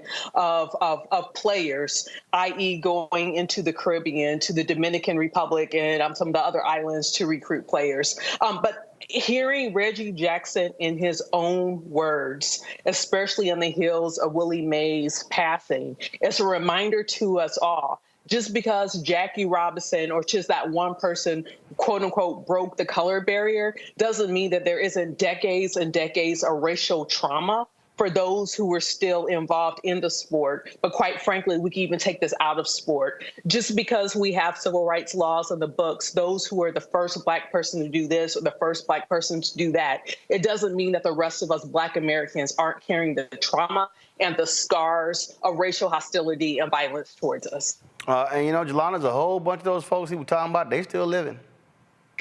So I'm going to say this. This is personal to me. The first thing I'm going to say is, if you've been called a nigger, raise your hand. First thing I'm going to say. The second thing I'm going to say is, you don't have to have lived back then. I had the privilege to speak with Bill Russell in Boston one year at a Hall of Fame event. Bill Russell told the exact same stories that Reggie Jackson told. It was consistent, and it didn't stop with him. I went to Elsick High School. I graduated in 1984. If you go pull the 1981 Elsick High School, you are going to find a picture of me dressed as an African cannibal with a bone in my hair, in a grass skirt and a bikini top, because I was sold at a slave sale for the freshman, senior prom fundraiser and bought by my teammates and called a nigger by my teammates. This happens all of the time. When I was at the University of Houston, we had conference at Fayetteville, Arkansas, University of Arkansas during the Southwest Conference. They literally wouldn't put gas in our bus. We traveled by bus because there were Black people. So I'm not surprised by what Reggie Jackson says. All we have to do is go look, pull the 1981 LSIC yearbook. This happens all the time. And I think the thing that concerns me the most or hurts me the most is people think because one Black person was president or because Oprah's a media mogul or because Tiger won or Venus and Serena won, that racism does not still exist. It absolutely does. And we need to listen to these stories and we need to share these stories. And just because you made it doesn't mean that racism is not affecting other people. Robert? And I think that this goes a lot deeper than simply sports. As Rebecca was making the point, that right now you have someone like Charlie Kirk, who is openly saying that part of Project 2025 will be repealing the Civil Rights Act of 1964. They are now trying to put dirt on the legacy of Dr. King. We saw Tucker Carlson in an interview with some Black preacher trying to dissuade people from believing and supporting the work of Dr. King. These people made it very clear that their goal in this next election is to do a wholesale reversal of American society. The first Trump term was about making America great again, quote unquote. The second Trump term is about returning to that great America they think they're creating, one that existed prior to Black people having the rights to integration, prior to Black people having a protected right to vote, prior to Black people having social mobility and the economic opportunity to outdo many people in the white communities. This is why they're fighting so hard against diversity, equity, and inclusion, as Emmett Smith pointed out.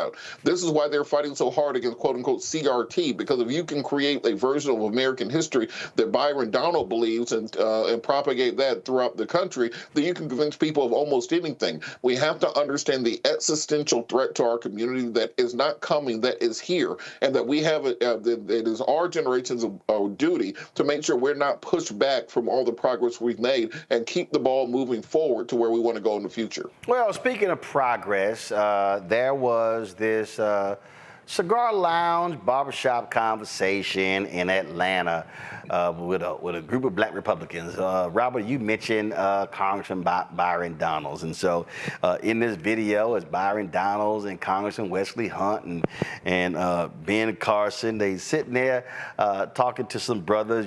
Your buddy Shelley Winter is there as well. So let me just play you. So while Donalds decided to call Trump and just listen.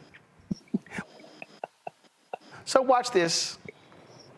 But since this has happened, like the mugshot is the best. It just beat Elvis Presley and Frank Sinatra by a lot, by the way. Beat him by a lot. But that's the number one mugshot of all time. It's really an amazing thing. Since it happened, the support among the Black community and the Hispanic community has skyrocketed. It's been amazing. Really been amazing. It's been actually very nice to see.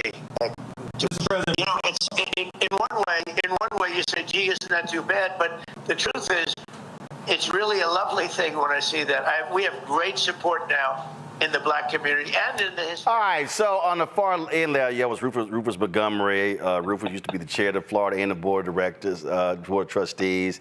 You had all of them there. Now here's what was really funny. Let me find this tweet. So Shelley Winters. Sent me. He has a radio show on WSB, y'all. That's a conservative station. So he posted this tweet a few minutes ago. Tune into the Shelley. Go to my iPad. Tune into the Shelley Winters show right now on WSB Radio and hear the full Trump call in to event today. Hear for yourself the question and its answers. Don't listen to CNN, Roland Martin, or anyone else who's lying to you. Straight up, I was there.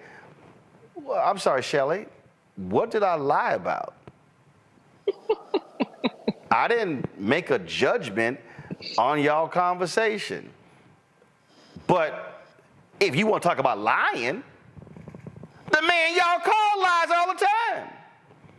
How often do you correct him? That man sat there and said that, oh, my black support has skyrocketed because of a mugshot. Shelly, what he's saying is, ooh, y'all some criminals.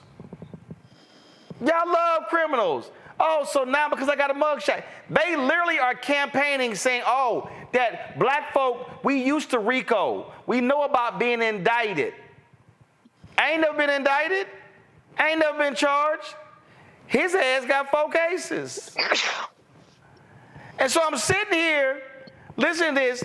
And so this is all I want to know, Robert. I know Shelly's your boy. But, Robert, do you ever hear Shelly, Rufus, Wesley Hunt, Byron Donalds, Ben Carson, I don't know who that John Deere trucker dude was sitting right there. You never hear them correct Ben Carson. You never hear them saying, sorry, Donald, you lying about that. No, actually, that's not true. No, that's not true. That man will lie like he did that black church, and they'll just sit there and go, oh, ain't that just so sweet? He just here. We love us a Donald. Well, the ones I can vouch for, Shelly, and the one, you said the trucker outfit, that's what our friend Mark Boyd.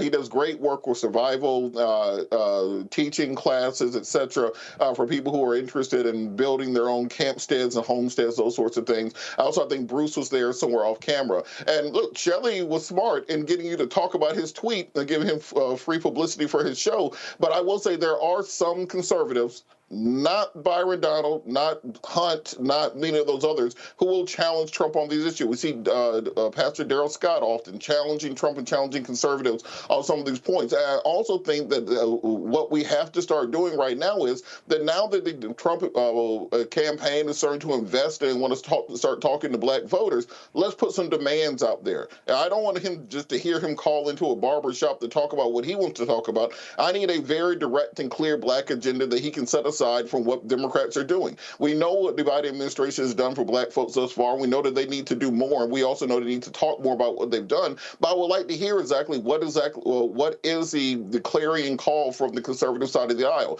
Not about mugshots, not about Al Capone or whatever else he was talking about. What are you going to do on reparations, which was a Republican idea from the 1860s and 1870s? What are you going to do about economic development? You talk about small government. There's no better way to shrink government than to shrink the prison population, or to reel in and constrain police from being able to abuse African Americans. And I think that if they're going to have this conversation, make sure you're having a substantive discussion and not just a pep rally where we're telling President Trump how great he is. I think you have to ask those direct and hard questions. Shelley says that they did. I'll listen to the tape later, and then we can report back on it. But I'm hoping there was a substantive discussion and not just simply a skinning and grinning competition for the affections of President Trump. And see, that's what it boils down to me. Listen, I got a text the other night, Rebecca, from somebody talking about that. Well, we can't have disagreements between us. Talking about the pastors, the brother in Detroit. I said, whoa. I said, let me be real clear. I said, I ain't tripping on the pastor having a conversation with Trump. What I'm tripping on is it wasn't no conversation. I said, my problem is, wasn't no agenda. My problem is he allowed him to lie repeatedly, allowed him not to answer any questions. See, I love these people who are like, but we got to hear both sides. Let me help y'all out. How should I put this here? Okay, I got an earpiece in my ear. This earpiece represents the Democratic Party. I ain't got an earpiece in my ear over here. This is the Republican Party. Now, I could hear somebody talking to me here, and I could be off camera and talk into this microphone and talk to the control room. So let's say Democrats are talking. I could talk back. I can hear what they say. I can respond to them. Over here ain't no earpiece. This is the Republican Party. So because I don't hear nothing, I don't respond to nothing. And because nothing is coming in his ear, I ain't got nothing to say. That's the damn Republican Party, Rebecca. And the reality is, when the Republican Party comes to black people, this is what Donald Trump does. Crime, crime. So what is he saying? Crime. A group of black Republicans in Illinois called this meeting, and they had charts and all kind of stuff to the Illinois Republican Party talking about how they could appeal to black voters. And when they were done, Rebecca, this is what the white Republicans said to the black Republicans. Now, we not going to support welfare. And the black Republicans are like, who the hell brought up welfare? And so for all these people who say we should be listening to both sides and we should have folk compete for our vote, okay. Where's your agenda? And once you present your agenda, are you going to listen for our response to your agenda?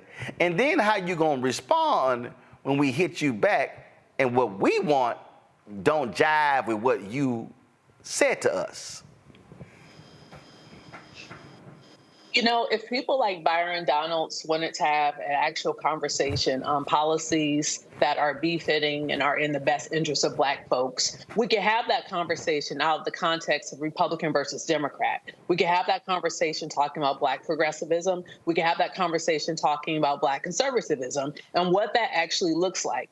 However, Byron Donalds show up under the Republican Party flag, and that's the brand that he's touting, that's where some of the issue is going to come in. Because right now, the number one person carrying the banner of the Republican Party is Donald Trump. So to have the standard bearer call and say, hey, I relate to black people because I have a mugshot, I'm now a convicted felon, I am just like y'all. No, you're not like us.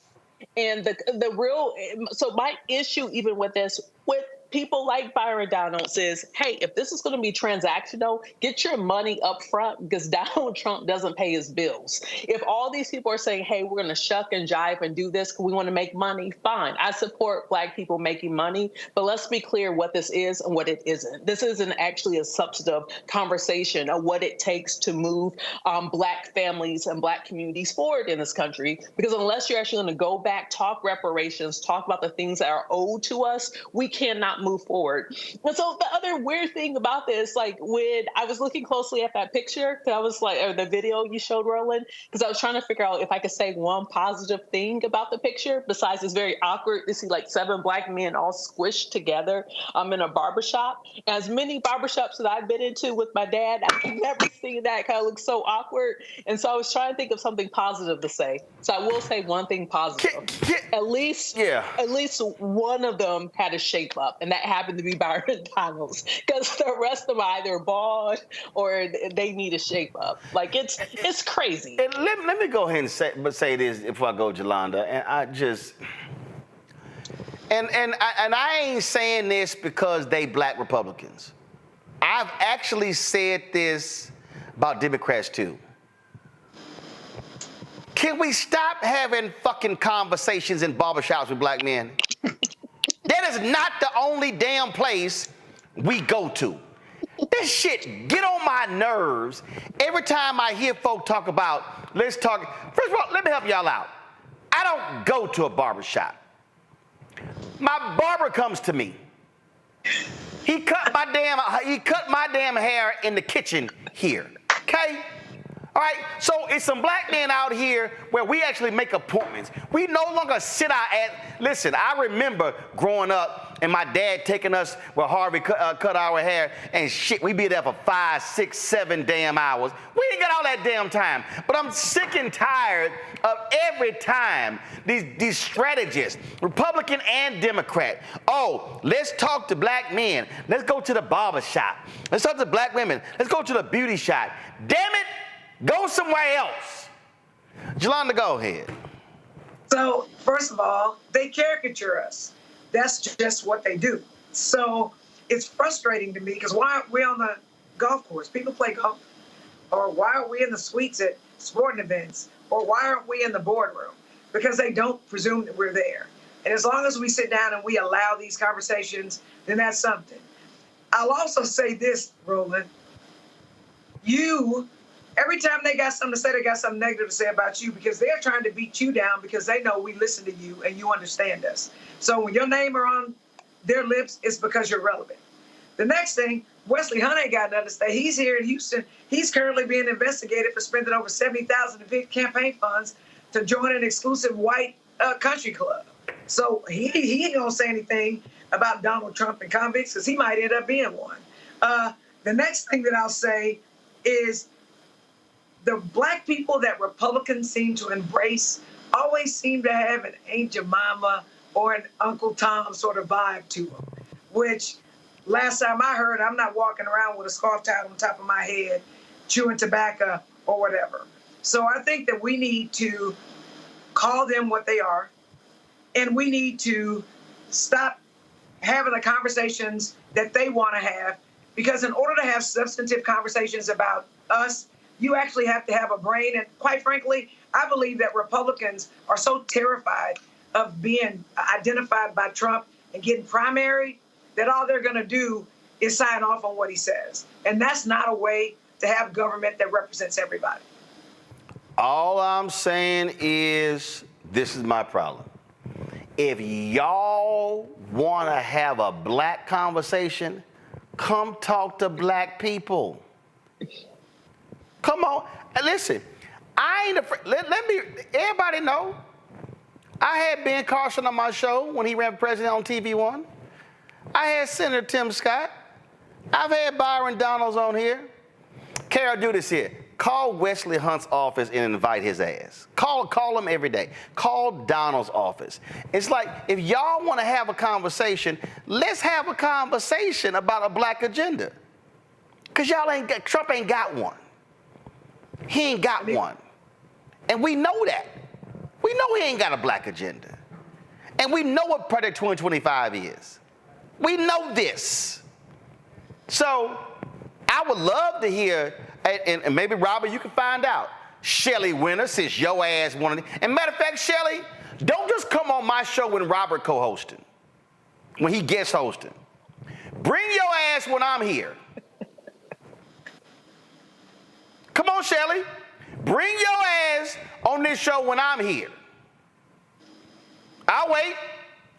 Because, see, here's what I would love to know. I would love to know, out of all the black men sitting in that damn barbershop, how many of y'all challenged Trump when he said he is going to give immunity to all cops if he comes in so they can do their job? Uh-oh. Uh-oh.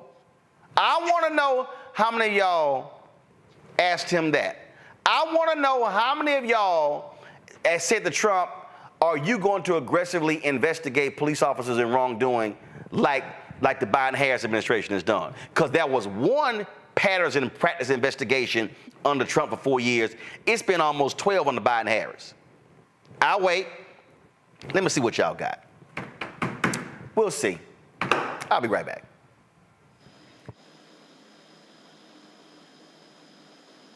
Hello, my brothers and sisters. This is Bishop William J. Barber II, co-chair of the Poor People's Campaign, a national call for moral revival, and president of Repairs of the Breach. And I'm calling on you to get everybody you know to join us on Saturday, June 29th at 10 o'clock a.m. in Washington, D.C. on Pennsylvania and 3rd for the mass Poor People's Low-Wage Workers Assembly and Moral March on Washington and to the polls, and the post effort to reach 15 million poor and low-wage infrequent voters who, if they vote, can change the outcome of our politics in this country. Our goal is to center the desires and the political policy agenda of poor and low-wage persons, along with moral religious leaders and advocates. Too often, poor and low-wage people are not talked about, even though in this country today there are 135 million poor and low-wage persons. There's not a state in this country now where poor and low-wage persons do not make up at least 30% of the electorate. It is time that the issues of poor and low-wage people be at the center of our politics. Living wages, health care, things that matter in the everyday lives. We will no longer allow poverty to be the fourth leading cause of death in this country. We must let our voices be heard. Join us. Go to our website, www.poorpeoplescampaign.org. RSVP. Get others to come. Get a bus. Get a van. Get on the train. Come and let our voices be heard and our votes be felt. Lift from the bottom so that everybody rises.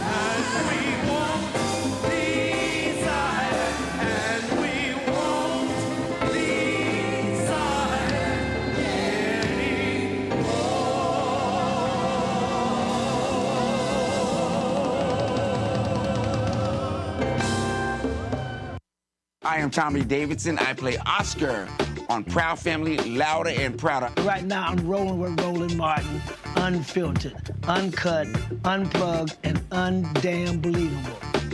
You hear me?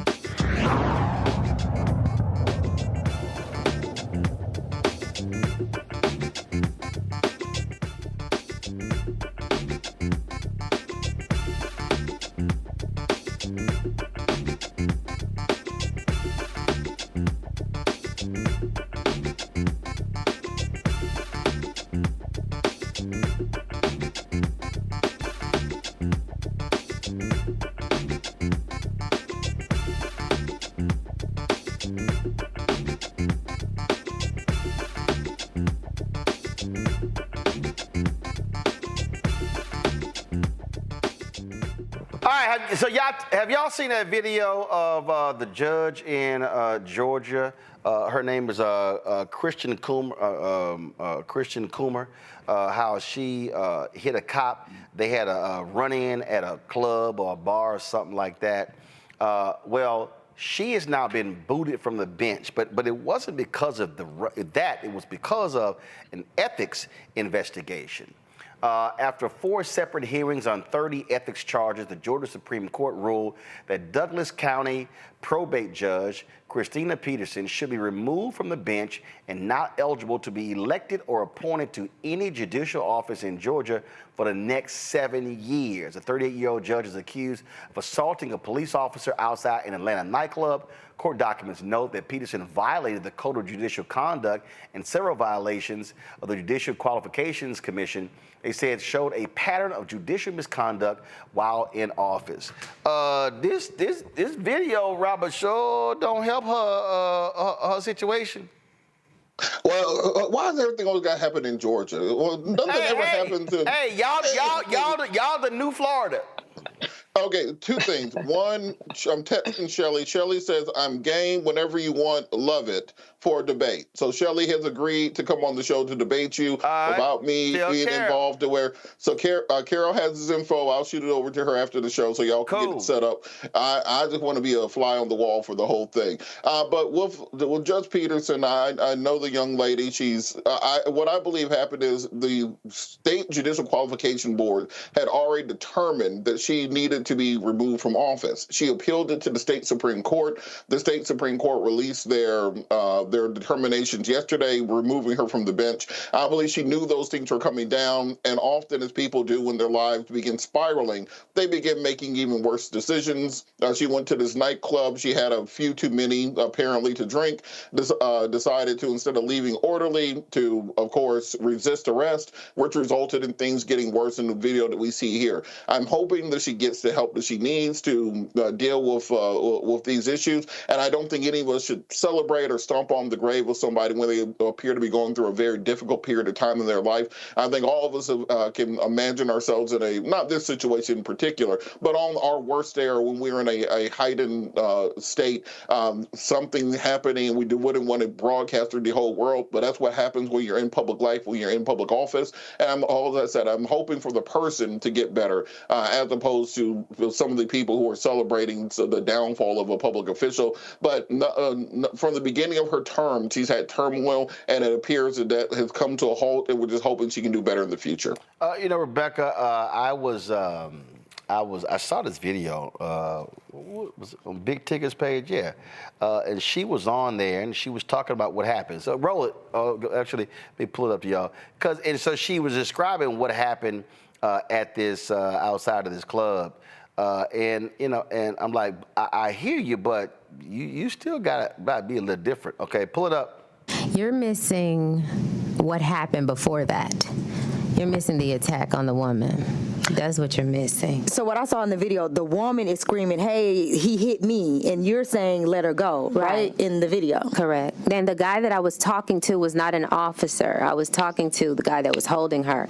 Whoever that was, I don't know if he was security or whatever, he didn't have authority to be putting his hands on her. She has already been attacked. I don't know if he's part of this attack. I just know I have a right to defend third parties. I know she was a victim, and I know you needed to get your hands off of her. Did you know her?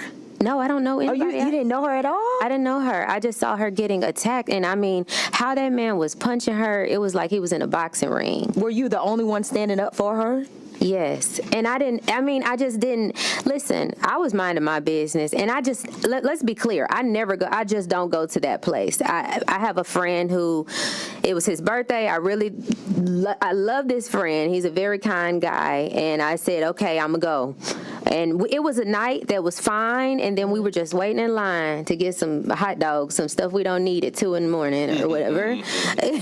So I just know that I just was sitting there, and then all of a sudden, I'm shifting on my feet because my feet hurting, and then I just saw they just come past me, and just the man just started hitting it, like, and I'm like, I'm shocked at this point, like I'm like triggered, like what in the world, like I don't know if it just really did something. So I knew I didn't have any might to stop him. I can't punch him. I can't do anything. Right. But I could try to. He was pursuing her, so I tried to pull his shirt and just get him off of her. So was he okay, so they said the allegations are you put your hands on the officer, right? That's what they're saying, but you're saying you didn't see him in officer clothing or uniform? That's two different things. So basically you're talking about, so there was an attack, and then there was when I was trying to get her out of the man's grasp. Gotcha, okay. At that point, the man's grasp is when they're trying to allege that I hit an officer. Okay. So when you were trying to tell them to let her go, an officer actually grabbed you and told you to get away from the situation, and that's when the officer said nothing to me. He said nothing. Hit me to the ground. He what? He knocked me. He knocked me out. He didn't say anything to me. That's a whole lot going back and forth. Really, what happened, Rebecca? Bottom line is, it was a lot of drama before this happens, and so you gotta, as Robert, you gotta deal with all that other stuff and not just this. So Atlanta's not a real place. No disrespect to you, Robert. It's a reality show. We live in a reality show. I just went through a campaign here. It's a reality show. I give it up. That's where we live at. I mean, it is what it is. I've never heard a 2 a.m. glizzy story that led to someone being arrested. I want to lean into my better angels like Robert and say, like, yes, there's a real human here going through real human things. However, that interview is not helping. Please hire a crisis manager and, work through this instead of going on radio and telling this story, because it seems wildly unbelievable. I don't know what happened here, but if Judge Peterson is in personal crisis, I do hope that she gets the help that she needs. Jolanda. So here's the deal. I'm a Black elected official. I'm a Black woman. I know the kind of caricatures they say of us. So with everything that I do, I'm always thinking, can this shit get on the news? Like, seriously. So I can't talk crazy, even if I'm thinking it. If I'm in a position where there's someone beating up a Black woman and I don't know the woman, the first thing I'm going to do is I'm going to take out my phone and I'm going to start recording. And I'm going to say I'm recording you, right? Because trust and believe, if there's a way to get rid of us in our elected capacity, they're going to do it. I agree. As her lawyer, if I were her lawyer, I'd be like, you are not speaking. I will speak for you. Or we will have a crisis person speak for you. Because she could actually be sued. And what I'm surprised about with her being a lawyer and a judge is that she didn't think about these things. But as I told my son a long time ago, people with jobs, people with good jobs, they ain't outside in the middle of the night. They at home because they got to get up the next morning and go to work or church if it's the weekend. So I say that to say this. It just seems like she's had a number of bad decisions.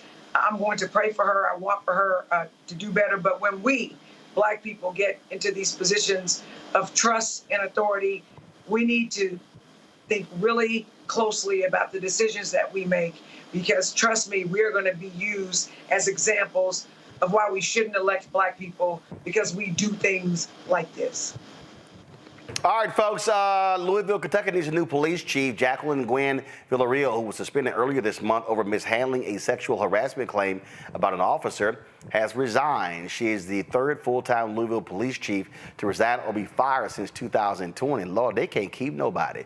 The department's leadership has had a revolving door since officers fatally shot Breonna Taylor during a botched drug raid. Gwen Villarreal's suspension was for how she handled a sexual harassment complaint brought by Major Shannon Lauder against a fellow police major.